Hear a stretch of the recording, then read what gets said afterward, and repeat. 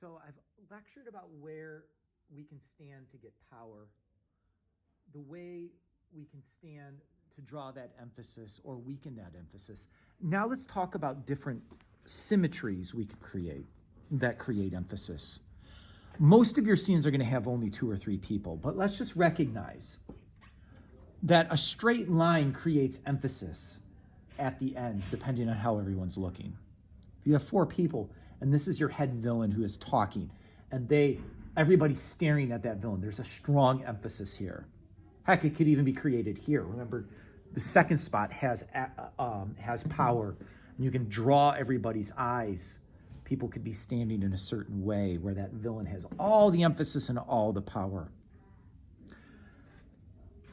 Novice acting troops will fall flat using a semicircle. And there's no emphasis created when we have that sensibility, according to Tanner.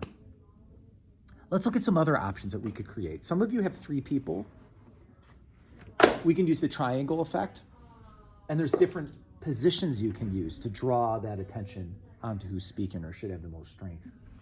You can use a lot of space to give even more emphasis to a character. Notice if we have a lot of space between people and an A, so much of the eye is drawn to that person. You can even create more contrast if everybody's standing and one person's sitting or the other way around.